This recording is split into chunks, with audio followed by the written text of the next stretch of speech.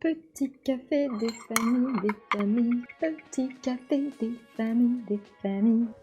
Ah mais bien. Mesdames et messieurs, bonjour, bonsoir et bienvenue sur cette nouvelle chaîne Arterium. Nouvelle vie, nouvelle dimension au niveau des vidéos. Si vous souhaitez en savoir un peu plus sur les nouveaux projets et sur la restructuration de tout ça, je vous invite à aller voir la vidéo ici. Amateurs de culture populaire et japonaise, préparez-vous. Pour cette vidéo, j'ai dû faire des fouilles archéologiques numériques. Et ce que j'ai trouvé sur cette convention est incroyable. Je peux prendre le pari avec vous et même mettre ma main à couper que peu de personnes savent que certains artistes sont montés sur la scène auvergnate. J'espère que vous êtes bien accrochés parce qu'on va remonter le temps ensemble à bord de notre DeLorean. Mais avant toute chose, si tu aimes le nouveau format, n'hésite pas à t'abonner, à liker, à partager et à commenter cette jolie vidéo, ça m'aide énormément. D'abord, de quoi on parle? Eh bah oui ma chère Acacia, t'as pas présenté le sujet. Eh bien aujourd'hui, je vais vous présenter la Clermont Geek Convention, souvent abrégée par CGC.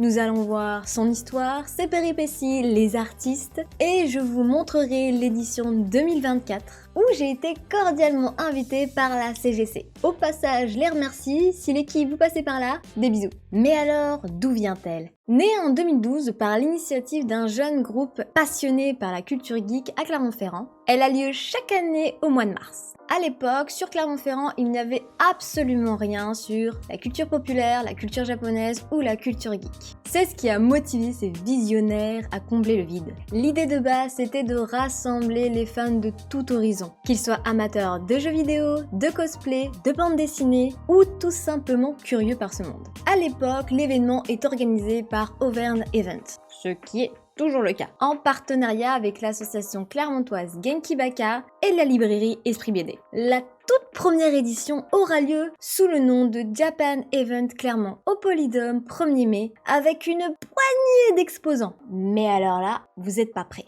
Parce que ce n'est pas n'importe qui. Certains noms que je vais vous citer, eh bien aujourd'hui, ils sont plus ou moins connus. Cette année-là, la convention accueillera le groupe de métal japonais Orochi. Malheureusement, j'ai pas trouvé d'informations sur eux, je ne sais pas du tout s'ils sont encore actifs actuellement. Dans cette première édition, on pouvait aussi retrouver l'artiste parisienne Floriane, qui était à la base connue sous le nom de Anna-chan. Aujourd'hui, cette artiste chanteuse-danseuse est l'une des excellentes danseuses de Impact Official. Elle va me tuer pour avoir sorti ce dossier des oubliettes. Flo, si tu passes par là, je m'excuse. Je t'embrasse fort. Nous pouvions aussi rencontrer les créateurs de la série Noobs, les voix françaises d'American Dad et assister à des conférences données par le dessinateur et scénariste japonais Naoki Urasawa. Mais la chose la plus surprenante que j'ai pu trouver dans les dossiers d'archives et que je pense très peu de personnes se souviennent, même pas moi, c'est le passage d'un artiste francophone qui réside au Japon. En 2013, il n'était absolument pas connu. Mitsugi. Oui. Non, vous rêvez pas. Mitsugi, de la chaîne Mitsu, est passé sur les planches auvergnates. Comment, pourquoi, dans quelles circonstances? J'ai pas la réponse, mais c'est banger. Je peux vous dire que les organisateurs qui se sont dit tiens, ce gars français qui réside au Japon, qui fait de la musique japonaise, on va l'inviter pour la première édition à Clermont, truc qui était pas connu, Clermont-Ferrand, Auvergne. Ils avaient du flair, hein. Mais regardez-moi ces photos archives 2013. Il verra certainement pas cette vidéo, mais s'il te plaît, si tu passes par là, Mitsugi, raconte-nous, comment? Comment tu es arrivé ici? Malgré des débuts très modestes, eh bien, les organisateurs ont réussi à avoir de sacrés noms à l'affiche. Et vous savez quoi? L'événement a rencontré un succès immédiat. Les créateurs eux-mêmes ont été surpris par l'affluence de visiteurs et l'enthousiasme manifesté de la communauté geek locale. Au fil des années, la Clermont Geek Convention a continué de croître en popularité et en envergure. De nouveaux partenariats ont été créés afin d'élargir les activités proposées. Des invités spéciaux tels que des créateurs de jeux vidéo, des auteurs de bandes dessinées ont été conviés à rencontrer les fans et partager leur passion. En 2014, la CGC ne se nomme plus Japan Event Clermont-Ferrand, mais prend son fameux nom qu'aujourd'hui on connaît, la Clermont Geek Convention. Cette année-là, ce sont les doubleurs qui sont mis en avant. Tout d'abord avec Brigitte Lecordier, qui est quand même la doubleuse de Sangoku, et plein d'autres, mais aussi Céline Monsara, Philippe Ariotti et Vincent Ropion. Je peux vous dire que ces personnes ont une filmographie aussi longue que mes deux bras. La même année, Chris de Minute Papillon était présent, mais aussi toujours et encore les créateurs de la série Noobs. Le youtubeur Astérion, qui n'était absolument pas connu en 2014, nous a fait l'honneur de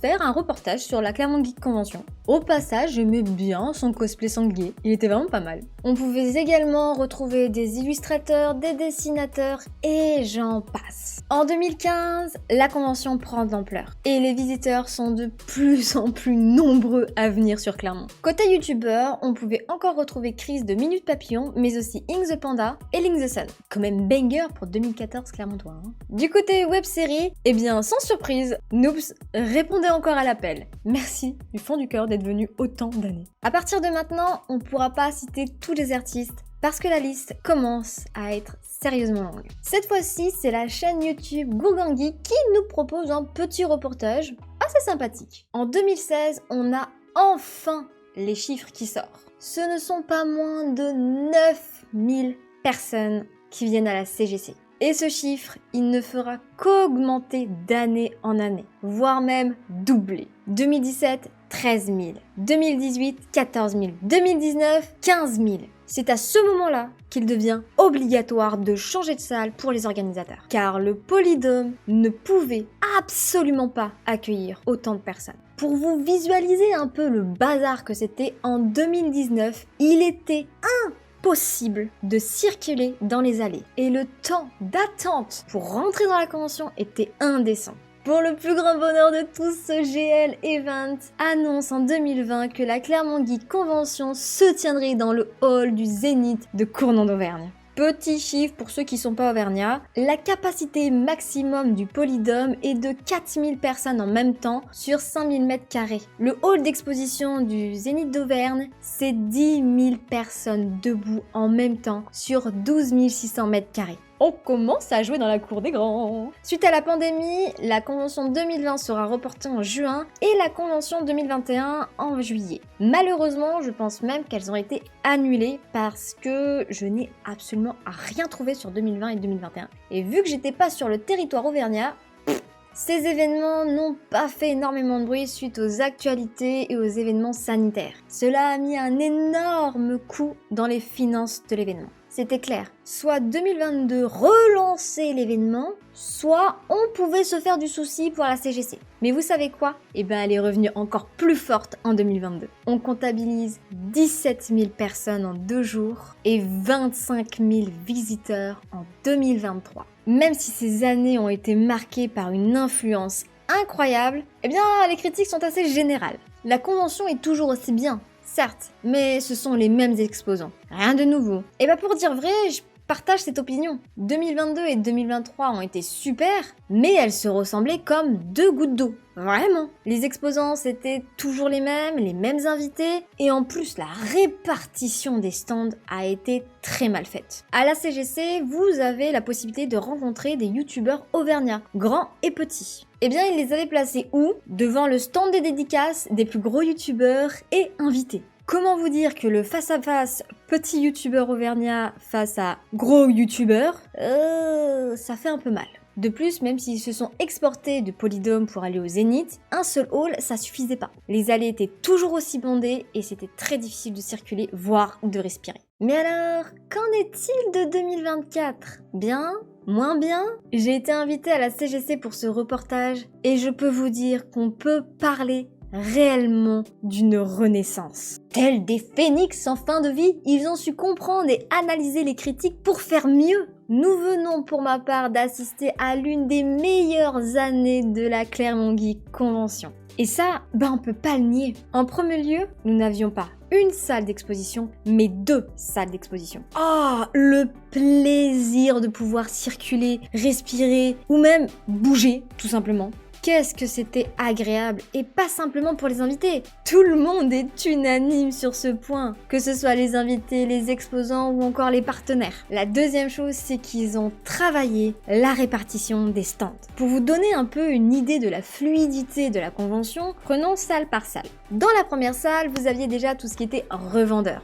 Plus ou moins attrape-nigo dans certains cas. Oui. On a tous l'habitude de ces fabuleux stands à la Clermont Geek Convention et à d'autres conventions geeks où le sachet coûte 20 €, le contenu ne vaut pas l'argent. Mais bon, c'est rigolo. Vous aviez aussi les tatoueurs, un premier espace de restauration, la scène pour les cosplays et les concours et une piste de danse. Dans ce lieu, vous pouviez aussi trouver un espace médiéval. Mais pas seulement un espace, vous aviez un camp qui s'organisait avec plusieurs associations de reconstitution médiévale avec une arène pour les démonstrations et les exercices. Je vous laisse avec ces fabuleuses images de Créacube. Ouais, c'est un super chevalier. Nous avons pu rencontrer des personnes formidables telles que l'association Vigamadre, une troupe de reconstitution médiévale viking. Si c'est pas badass ça, mais aussi une autre association Ardas Legacy Auvergne spécialisée dans la reconstitution médiévale de l'univers Tolkien. Mais c'est pas tout! On a pu aussi discuter avec la guilde des disciplines fantastiques. Et restez bien connectés, car plusieurs vidéos vont être dédiées à ces associations. Le deuxième hall a été spécialement aménagé pour les créateurs, les auteurs, les youtubeurs ou encore toutes les animations. Après un nouvel espace de repas, vous pouviez admirer les œuvres de l'artiste Pierre de l'Infini, sculpteur de héros. La convention lui a aménagé un espace afin qu'il puisse réaliser pendant les 2 jours de la convention une sculpture inspirée de Flash. Petit secret comme ça, mais Pierre de l'Infini sera bientôt sur la chaîne, alors si vous voulez en savoir plus sur ces sculptures, abonnez-vous. Cette fois-ci, l'erreur n'a pas été faite. Les youtubeurs auvergnats ont été placés dans un endroit très stratégique pour éviter de se retrouver encore face aux gros youtubeurs. Nous pouvions retrouver dans ces stands Lady Punky, Dorian, J'ai de la culture geek ou encore le youtubeur Histoire en jeu. Et oui, tous ces gens sont auvergnats. La grande nouveauté, et qui a énormément plu cette année, c'était la scène cuisine. Le premier jour, de midi à 13h, nous pouvions retrouver un show entre Bob Lennon et Gastronogie. Et qu'est-ce que c'était drôle! Ils ont pas beaucoup cuisiné, certes, mais qu'est-ce qu'on a ri! Nous pouvions voir aussi la talentueuse Dorothée Pousséo faire de la cuisine avec Gastronogeek, ou alors faire des onigiri avec la tiktokeuse Pinku Kiwi. Tout au fond du deuxième hall, nous pouvions retrouver tout un espace de jeu. Que ce soit gaming ou animation, il y en avait pour les grands et les petits. Que ce soit un laser tag en passant par un mur interactif proposé par Place au Jeu, ou encore du e-sport proposé par l'association Volcan Gaming. Petit clin d'œil à Adrien, j'espère que t'as mangé quand même, hein. L'entreprise Update nous en a mis plein les yeux avec des PC gaming d'une beauté magnifique. Et en partenariat avec Geek Office, nous avons pu échanger sur ces PC déconstruits qui donnent un design au PC assez sophistiqué. Moi personnellement, j'adore. Du côté librairie, ça fait toujours plaisir de découvrir des nouveaux auteurs, peu importe le style, que ce soit fantastique, féerique, merveilleux ou thriller, il y en avait pour tous les goûts. La maison d'édition Château, dirigée par Nicolas, nous a encore fait l'honneur de sa présence cette année. Et soit dit en passant, Nico, c'est pas tombé dans l'oreille d'une sourde, hein. Tu me dois un resto. Et j'en passe. La CGT 2024, c'était 15 000 m² de culture geek, 50 invités et plus de 200 exposants. De quoi vous divertir avec vos enfants, vos amis, votre famille pendant bien 2 jours. Perso, 3-4 jours, Ça aurait été sympa aussi. Avec tout ça, je me suis posé la question, ok, du côté invité, c'est super intéressant. Mais du côté exposant, est-ce que c'est si bien? Pour votre plus grand plaisir, je suis allée enquêter, j'ai fouillé, j'ai bravé les dangers. Non, concrètement, j'ai toqué à la porte, je fais excusez-moi, je peux vous embêter. Mais bon, c'était assez épique. Tout d'abord, la tiktokeuse cuisine Sanae a gentiment accepté de répondre à mes questions et ça, je la remercie encore. Je vous laisse avec cette petite interview improvisée. Et on se retrouve maintenant avec notre fameuse tiktokeuse très bien connue aujourd'hui, Sanae, qui va nous parler un peu de son ressenti par rapport à la Clermont Geek Convention. Alors, Sanae, tu penses de la Clermont Geek Convention? Franchement, je trouve que c'est une convention très sympa. Personnellement, moi, c'est ma première fois à Clermont-Ferrand et aussi à la Clermont Geek Convention. Je trouve qu'on a été très bien accueillis. On est très bien accompagnés, que ce soit par le staff ou même avec les autres invités. On échange beaucoup. C'est beaucoup de partage. En fait, on n'a pas forcément l'occasion, en tant que créateur de contenu, de rencontrer d'autres créateurs de contenu, de voir un peu l'envers du décor des events. Et là, franchement, ce qui est cool, c'est qu'on est tous ensemble, que ce soit avec le staff ou les autres invités. L'ambiance, elle est franchement chill, bienveillante. Ça fait plaisir d'entendre ça, surtout quand on est clermontoise.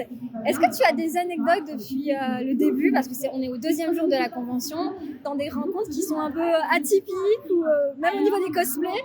Ouais, ce qui est très marrant, c'est que les abonnés, ça arrive qu'ils nous fassent des cadeaux quand ils viennent.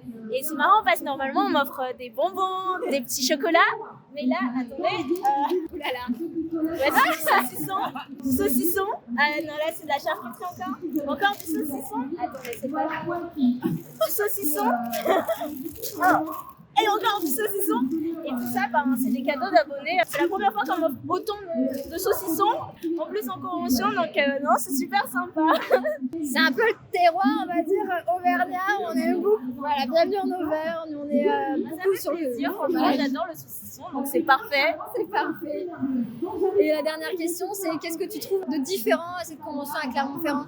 Moi, je dirais que c'est vraiment l'ambiance par rapport aux autres conventions. On est très souvent dans l'effervescence, en fait, dans les conventions. Mais ici, même si ça reste fatigant, bien sûr, il y a beaucoup de rencontres, beaucoup d'activités, on est très actifs. Mais on arrive quand même à se reposer. La salle des invités, on s'y sent très bien. Comme je vous ai dit, on est très bien accueillis. On arrive à s'y reposer, c'est calme. Il y a plus d'espace, je trouve. On a 2 halls. Normalement, on se sent assez serré dans les conventions. Enfin, c'est normal, il y a beaucoup de monde. Là, il y a beaucoup de monde, mais c'est spacieux en fait. On peut respirer.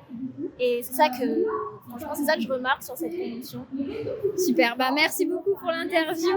Au plaisir de te revoir peut-être l'année prochaine. Moi, ça me ferait très plaisir en tout cas. Super. Par la suite, c'est le gérant Thomas Millet de l'entreprise Place au Jeu en Auvergne qui nous a accordé un entretien exclusif. Maintenant, on est avec un nouvel intervenant. Thomas, est-ce que tu peux te présenter et présenter ce que tu fais?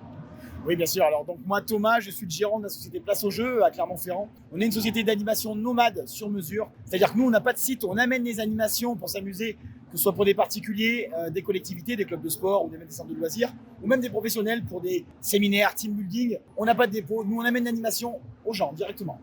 Ok, ça c'est super intéressant. Et dis-moi, comment t'es venu à venir à la convention geek? Alors pour nous, notre première animation qui est phare, c'est le laser game, le laser tag exactement. Et pour nous, un monde de geek, c'est aussi le laser game. Ça fait partie du monde de geek. C'est les joueurs jeux vidéo, ça fait partie de l'univers geek. Donc pour nous, c'était légitime de se retrouver au milieu des fans de jeux vidéo. Dis-nous la vérité, c'est quoi la Clermont Geek? Est-ce que t'as été bien accueilli? Est-ce que t'as eu des bons retours? Des mauvais retours? Alors pas de mauvais retours, ça j'avoue, c'est qu'une très belle expérience. Aujourd'hui, on sent que voilà, c'est notre 2e année en collaboration avec la Geek. On fait de l'animation, donc les gens nous accueillent toujours bien. C'est génial parce que nous, on fait jouer de l'enfant, de l'adulte, de la famille ensemble. Donc ça, c'est quelque chose que les gens, les visiteurs aiment. C'est qu'ils jouent vraiment en famille. L'univers est ouf. On a fait jouer des gens, mais déguisés en cosplayer, mais comme jamais j'aurais pu imaginer. On a eu un Ghostbuster qui est venu jouer. C'est juste énorme. Et la dernière question, est-ce que tu as une anecdote à nous donner de l'envers du décor? Alors, l'envers du décor, ça m'est arrivé l'année dernière, pas cette année. L'année dernière, on m'avait maquillé en Kratos, le guerrier de God of War. Et moi, j'étais juste venu là pour être sympa. Et en fait, plein de gens me demandaient de me prendre en photo. Je me senti un peu gêné. Donc, j'étais passé d'animateur à modèle. Je sais pas comment.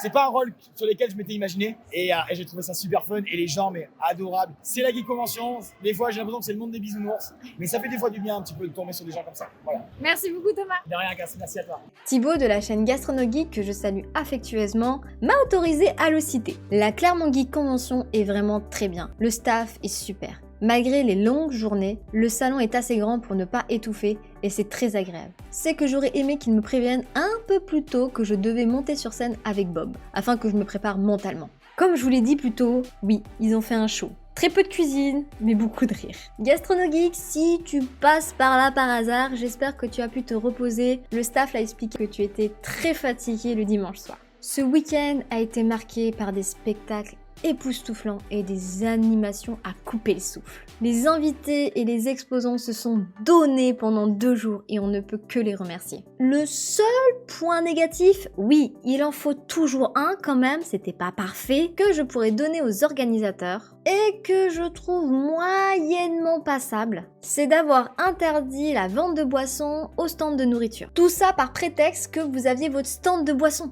Le pire, c'est que vous n'avez pas réussi à répondre à toutes les demandes. 28 000 personnes. Bien sûr que vous ne pouviez pas répondre à toutes les demandes de boissons. Vous vendiez des mugs CGC. C'est pas pour autant que vous avez interdit les mugs. Mais bon, passons. L'influence de la Clermont Geek Convention s'est étendue bien au-delà de la région Auvergne-Rhône-Alpes, attirant des visiteurs de toute la France, voire même de pays étrangers. L'événement est devenu un rendez-vous incontournable pour les passionnés de la culture geek, offrant non seulement une plateforme pour acheter des produits dérivés et rencontrer des artistes, mais aussi un lieu où les passionnés peuvent se retrouver, échanger et célébrer l'amour pour cet univers. Au fil des années, la CGC a évolué pour inclure des compétitions de cosplay, de danse, de chant, des tournois de jeux vidéo, de e-sport, des conférences sur des sujets variés allant de la technologie émergente à la science-fiction et bien plus encore. Est-ce que 2025 dépassera 2024 ?